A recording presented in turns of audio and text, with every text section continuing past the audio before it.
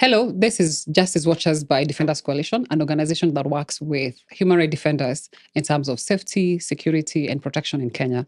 And we are happy to bring to you, Justice Watchers, a series that will be made of 7 episodes, where we will be speaking to human rights defenders and women human rights defenders who risk everything to protect human rights, but also uphold necessary fundamental rights, but also face up with the government sometimes in very harsh and abrasive situations to make sure that communities live and thrive. And today we're speaking to Njoki Gachanja, who I know. And she'll be talking to us as a coordinator from Githurai Social Justice Centre, but she's also a lawyer. And before we delve into the conversation, it would be lovely if you introduce yourself. Okay, good to see you. Always Good a to see pleasure. you. Yeah. So my name is Njoki Gachanja, coordinator Githurai Social Justice Centre. 99.9% lawyer because 99%. Yes, I'm graduating in December. Oh, really? Finally? Yes, finally. That's wonderful. Yeah, I completed my LLB, so I'm just waiting for the graduation. Yeah. But I also identify as a political and social justice activist. Been a human rights defender for the last 12 years, I think going to 13 years. My base is at Githurai, 44 and 45. Okay. That is where I advance my struggle. Okay. Yeah. It would be nice to know what's, as an organization, where you're based, because you say that's your base, to know what programs do you run and what's the interaction with the community in Githurai. Yeah, I mean, Githurai Social Justice Centre is in Githurai, as the name would suggest. Yeah, Githurai 44, the grounds, Githurai Primary School grounds. That is where our offices are. So we operate under pillars. We have different pillars. So one, we have the political and civic education pillar. We call it the Mbiu Kombozi. Okay. Yeah, so here we actually just do a lot of political education through political cells, where we'd go through books, text, political text, and then analyze. That's real political education. Yes. Yeah. And just analyze and relate that to the context that we're organizing in and the context in our country. Then we also have the sexual and gender-based violence. So this is where we just push the advocacy regarding sexual and gender-based violence. We also document a lot of cases regarding sexual and gender-based violence. We also have the ecological justice pillar. Yeah. So this is all matters ecological justice. We have the youth, crime, drugs, and extremism pillar. Okay. So I mean, every time someone mentions Githurai, the one thing that will come to your mind is where's my phone? I mean, there are enough names to just indicate where this. is my phone? Yeah. So under that pillar, really, our thing was to change the narrative about where we come from. Because Githurai is home, man. And we also need to have different conversations about crime and drugs and why youth, get involved. From specific areas, get involved in these things, It's not from a point of condemnation, but really just giving it that wholesome analysis of the reason why there's crime in Githurai and less of that in Karen is because of the systemic injustices that happen in this area. And the clustering of them. And the clustering. So I think all our pillars are very intentional about, what our situation is in Githurai and what we face as the youth of Githurai.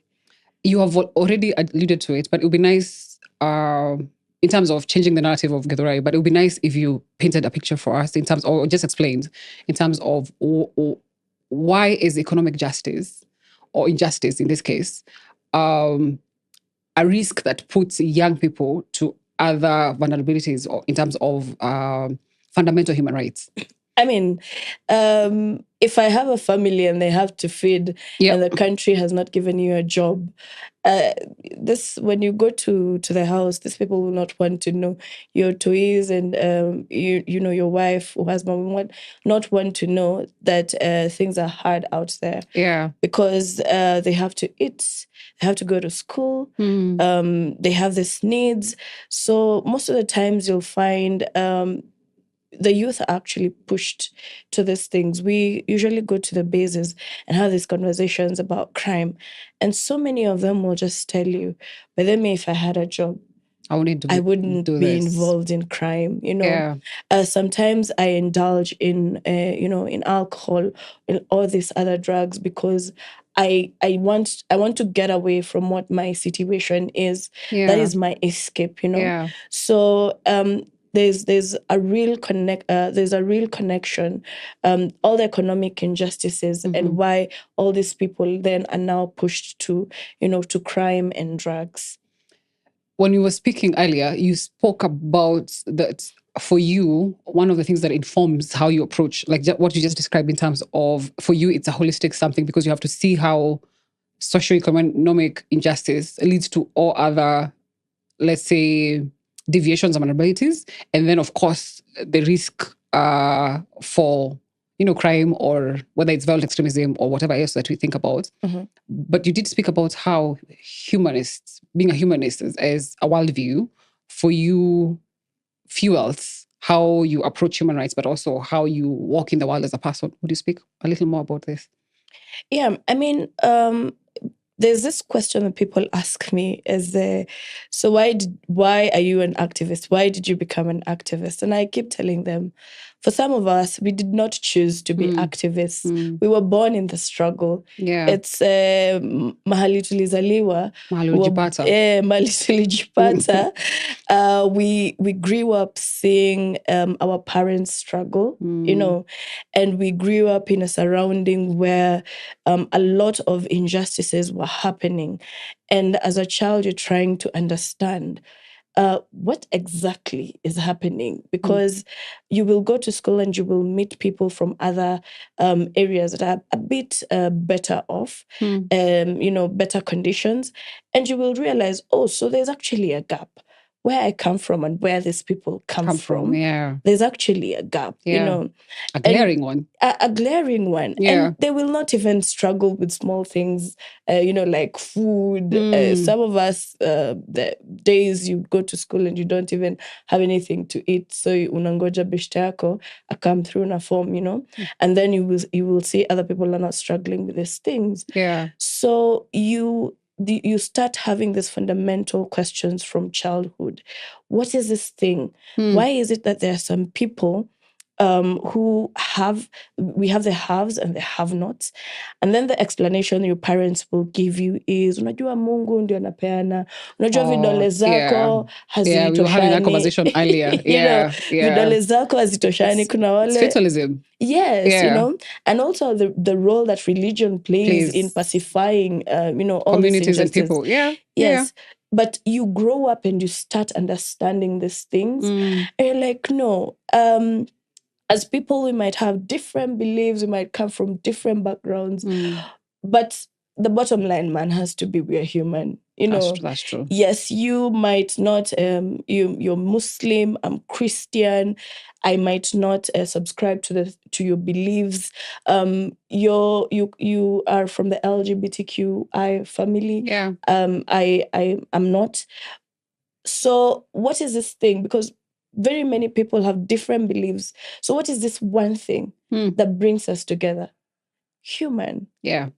It does fundamentally not... human. Fundamentally human. Yes. So there's a child who's out on the streets.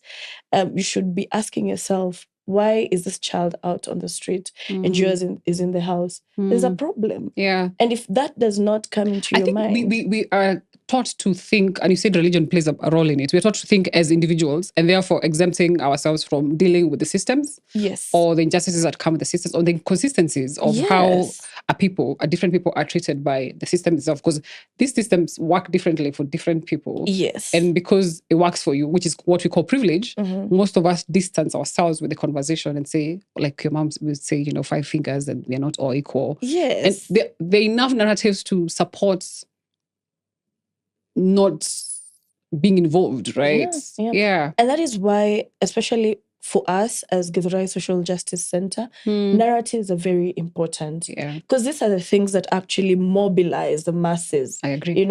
So narratives are very important. When we started, addressing the issues of extrajudicial killings, it's because for a very long time, the mainstream media and the system used to run these stories as, 5 young men were gunned down. It was that's how the headliners looked like. For a very long time.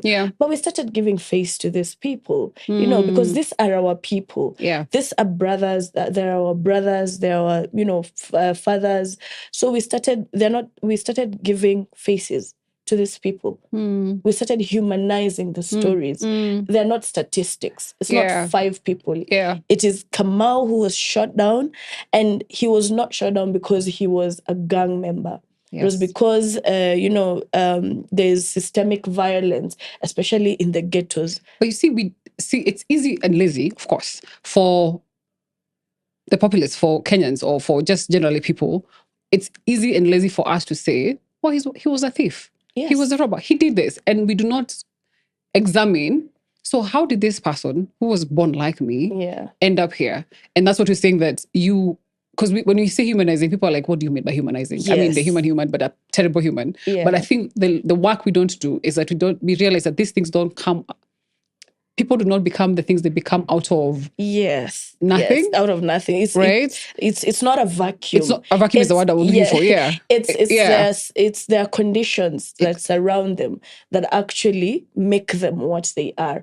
And you see the thing with even the conversation around extrajudicial killings, because a lot of time it was also the community supporting this the extrajudicial killings and police excesses, because they're like, huyu kijana ametusumbua sana. No, I've had those conversations. Yes, in communities myself. Kama ameangushwa, ameshandwa, he had it coming, she had it coming. And this is the thing. We have our political leaders who are stealing left, right, and center billions from us. Who's shooting them dead? Yeah. But generally... Because if we are saying the law is, kama mtu ni mwizi, angushwe, shandwe, we kill them, then please, let's start with the political leaders. Let's just put them in a line and shoot all of them. But if it does not apply, then why, even if this person is involved in crime, why are you not putting... Exactly. Why are you not putting them through the process? The same process. Yeah. You allude to the conversation of police excesses. But I think one of the things that I was going to ask on when you said in terms of in terms of how communities themselves saying that if someone was a thief, then they deserve this treatment. It's such a major thing. So how do we reconcile, other than political education perhaps, how do we reconcile because human rights is not a Githurai something, right? We only achieve human rights if people who are not generally affected can also stand and be on the right side, because that's how reforms happen. How do we reconcile the general public notion of, well, you're a thief, because we are also with such a moral, choose and pick and choose type of society. How do we reconcile the public debate around how we treat, people who are either violent, people who are either caught in crime, or what we call violent extremism, and how do we reconcile? I think it's what I was saying, humanizing these stories and giving them deep analysis, because we are a very shallow country, and we really, even when you're having conversations, we really have conversations a very mediocre way.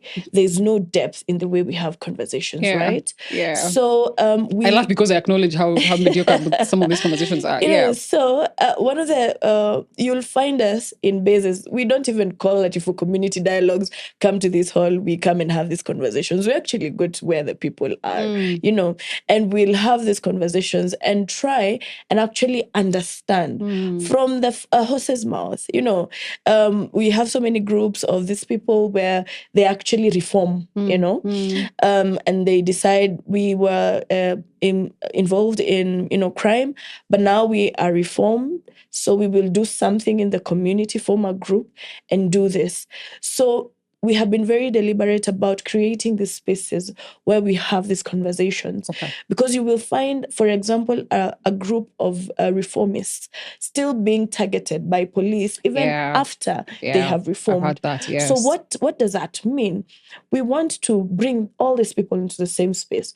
So we will have a conversation where the police, all the stakeholders of the community will be there. The police will be there. The clergy will be there. The Nyumba Kumi will be there. These people, young people who've reformed will be there. Those young people who are still in crime will be there. So you see, it's a wholesome conversation where a young man will stand up and they will confront their mothers and they will confront their police officers. Because in that room, when we get there, you're not a police officer, you're a father. Because when we get into that room, you're not a pastor, you're a father, you're a mother. When we get into that room, you're not Nyumba Kumi who's terrorizing people with Nyaunyo in the community. This is your son. Yes. Oh, gosh. This is your son talking to you. You know, sorry, I got distracted with this thing. Nyumba Kumi terrorizes people with whips. Yeah. Yes. So this are your children having these conversations with you. Yeah. You need to understand. You need to hear from them. So I've found those conversations very, very, engaging, and they change a lot. Because that woman who is now used as an informer of the police will now not inform the police. They will come to Githurai Social Justice Centre. The community becomes its own mechanism. Yes. Yeah. They will come and they'll say, kuna kijana hapa tunaona ni kama tu haitamalizika vizuri. So now they know, even when they are informing, they will not go and inform the system. They will come to the mechanisms that we have formed as a youth of the area to actually hold each other accountable. That's wonderful that there's that mechanism. Yes. Because it's life-saving, but it's also communities, coming up with their own solutions, because I think we've been left to ourselves. Because that is the other thing. For a very long time, even when the civil society is engaging the communities, they have this messianic approach where they think they're coming with all the answers to Githurai. Yeah. But you don't understand the context of Githurai because you don't live in Githurai. This is true. It is the people of Githurai who know what their issues are. And so it is the people of Githurai that there's no Messiah coming to save them. And if you're to support, you come through the people who actually... the people. Yes. Yeah. The entry point should be places like, Githurai Social Justice Centre. Yes. We speak about police excesses, and earlier we were speaking about, because you've been very vocal in terms of police reforms and what is lacking in them. And one of the things that you said, which was funny, but also true, is that when we say about police... It's still funny when I think about it, which is sad. And I know this conversation is serious. And that when we do think police reforms in Kenya, we think of changing the uniform. The uniform. As in, for real, look at all the regimes that have come on board. The first thing that we'll talk about is we are going to have, police reforms. But what are these reforms they're talking about? Is now we are changing the uniform. Or now, it shouldn't be, but it is. It shouldn't be, because the way the system is right now and the way the police operate is very intentional. It is to work for the system against the people.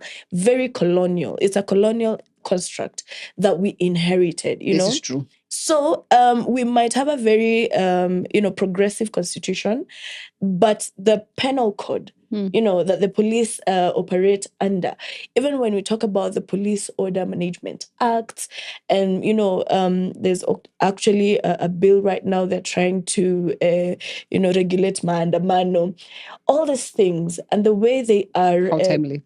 I know, right? And, all these things are not for the people, Yeah. For there's this thing that keeps going around where they say, what happens to the police when they go to Kiganjo? And they say module 1 is about kutoa uraia. Kwa huyu kurutu ambaye ameingia ndani. So that tells you that they first have to dehumanize this police person so that they serve the system without even thinking. That's true. So they become part of the machinery. Yes. Part of the, machinery that is pushing violence. So one of the things we've been trying to push for a very long time for the people who've been in the civil society space is completely abolishing, the penal code. why don't we create a penal code that now is aligned to the 2010 Constitution? It is now having a human rights-based approach in the police training, because if you look at what the police do, it's still what the colonial police used to do. Yeah. Because nothing really changed. So when we're talking about police reforms, really, it can't be about uniforms. And understanding how most of this country works, I wonder whether that's attainable, because the police force is meant to be weaponized. Yes. Against, general public, yes. right? Yeah. It's why it's coming up at Mandamano or just general dissent, right? So when you say that, I sometimes I wonder, is that attainable? I know it's something that needs to be done, and it's perhaps supposed to be pushed, but I sometimes I'm very hesitant to be optimistic, because then it means that government doesn't have. I think in the 1980s and in the 1990s, if you told anyone that we needed a new constitution in this country, it would have sounded so idealistic. Yeah, idealistic. Like, what? Yeah. What do you mean?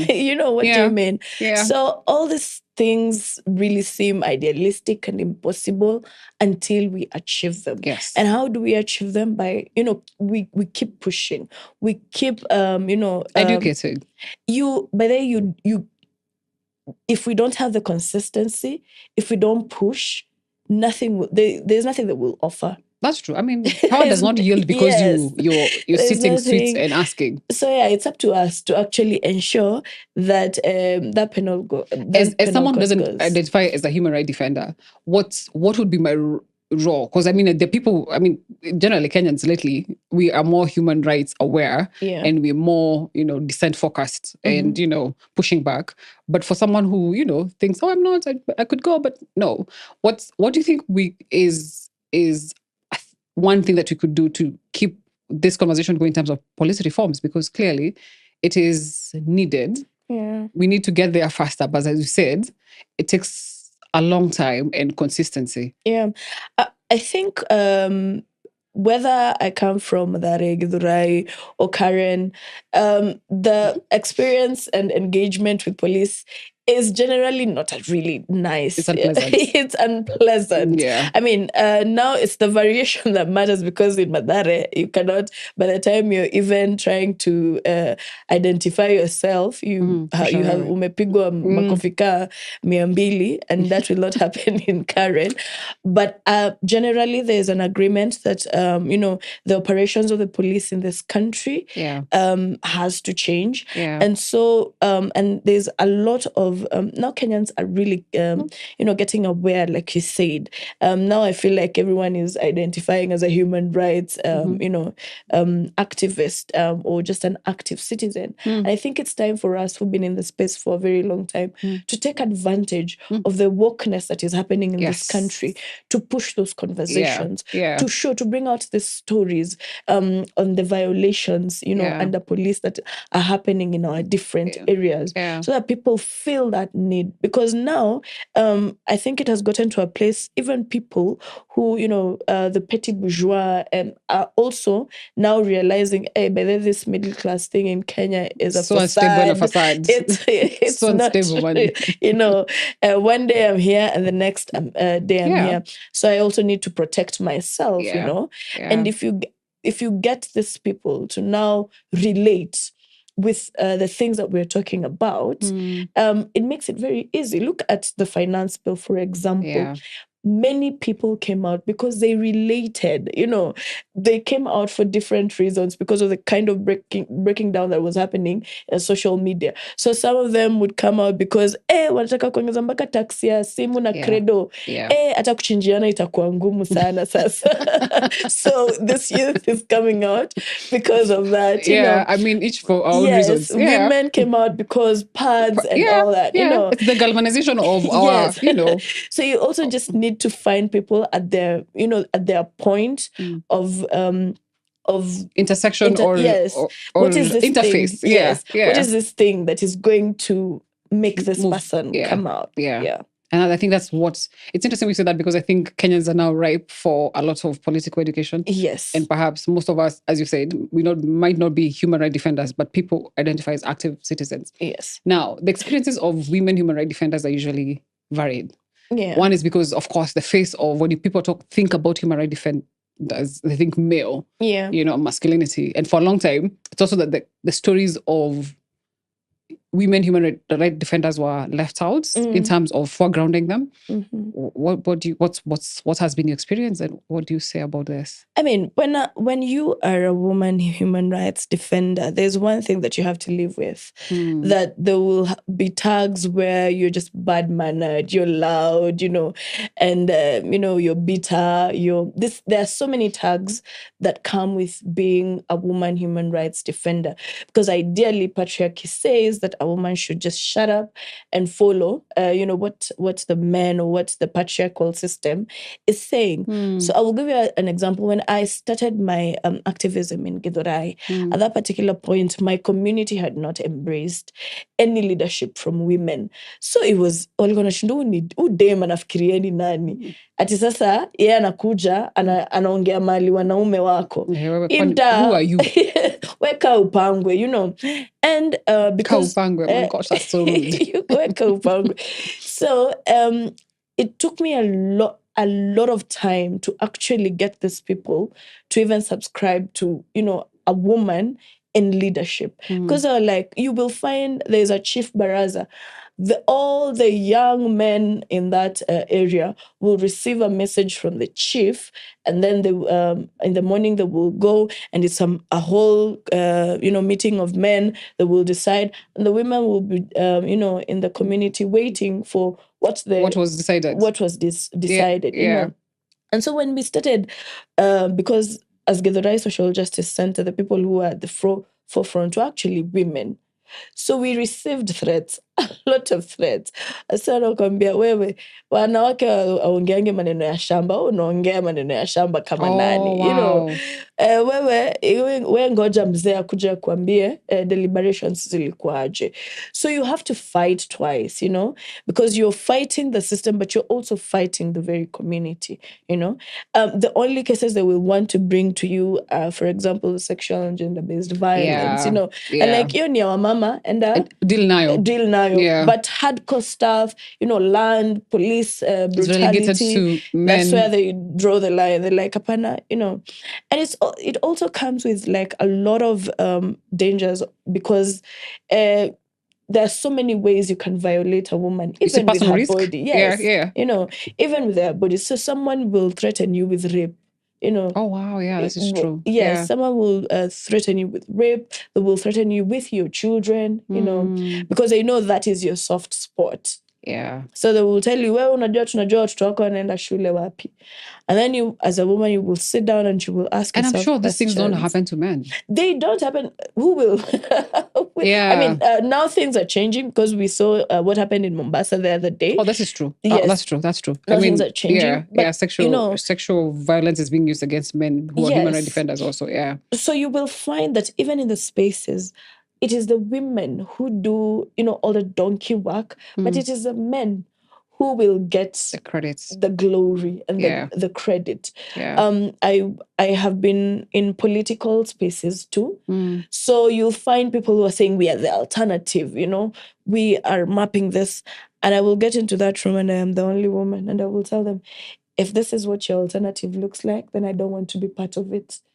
Because it's not representative. It is not, and they will. It comes as an afterthought. Yeah, it's like, hey, wase hapa hivi tunahitaji dem ndio pia isicho. But it's also tokenism, where you pick 2-3 women and say walikuwa. So I keep telling them, by the way, Sisi, we are not statistics. You will not use us as numbers. Sisi, we will push what our narrative is, and it's equality and equity for all. Yeah. Which I mean, I want us to close, but I think you've also been very, keen to make sure that you mentor other women human rights defenders, and you're very keen. So I would want us to close with you speaking about why is that important in terms of making sure that, we have more younger women coming up as human rights defenders, but also in our closer, I mean, what are your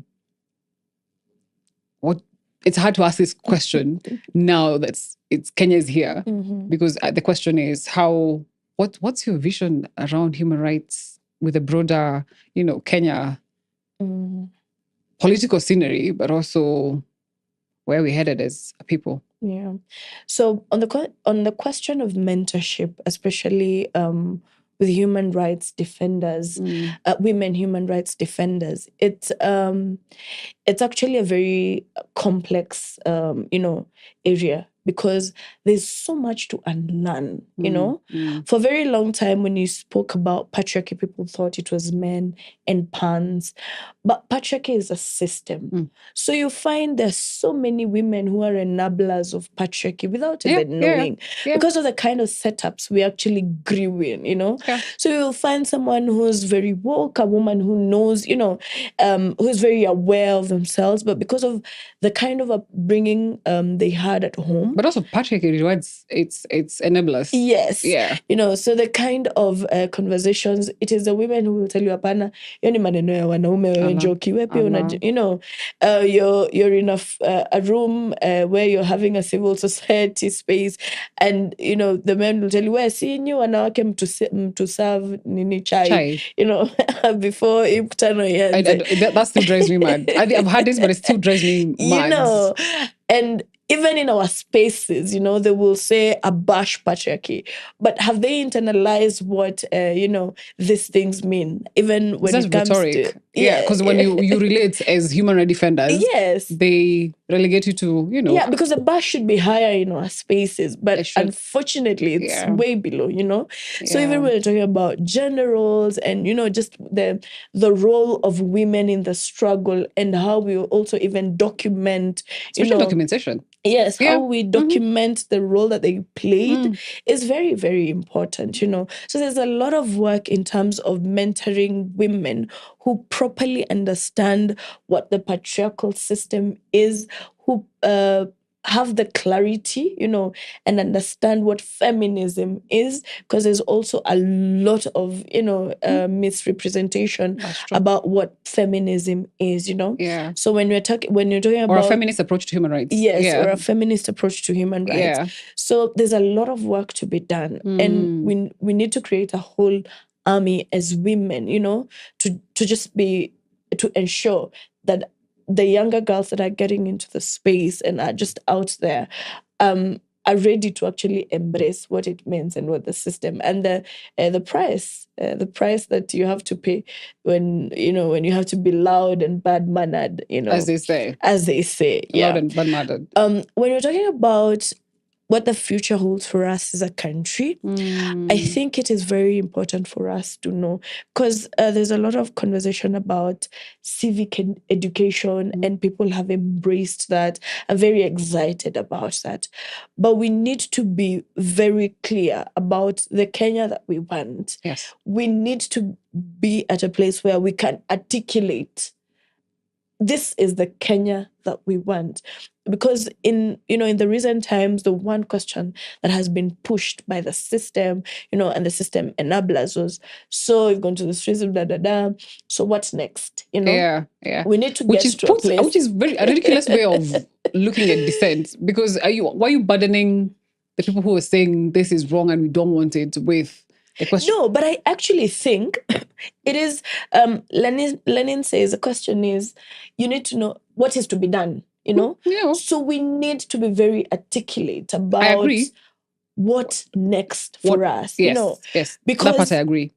We have been community organizers for a very long time. The one mark that we keep missing is a political organization, because we have to organize the community so that we are able to take over power.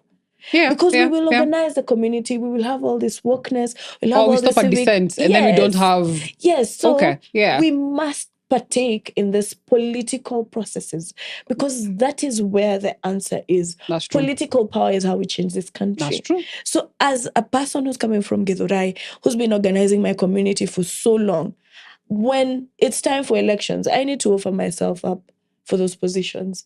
Because it's clear for me, these people we do not have the vision that I have or we have as a collective for this country. So are we saying we are clear about the Kenya that we want? Then let's take over political power and build that Kenya that we want. So we must be very intentional about moving from civic education to political education and taking part in those political processes. So when someone asks, what's next? It is very clear that we will take over power and we will take back our country. That is a wonderful place to end this conversation. Njoki Gachanja, Yes. thank you so much for coming to the Justice Watchers. It has been a pleasure speaking to you. And I'm sure we'll continue this conversation because the next question for me is, how then do we organize beyond, because the momentum is usually towards elections. How Yes. do we organize within the time that we have before elections? Asante sana for coming. We'll be seeing you around. I'm sure the Women Human Rights Day is coming up. So Yes. I'm sure this conversation will be right for this. Always a pleasure. Asante sana. Asante sana. Okay.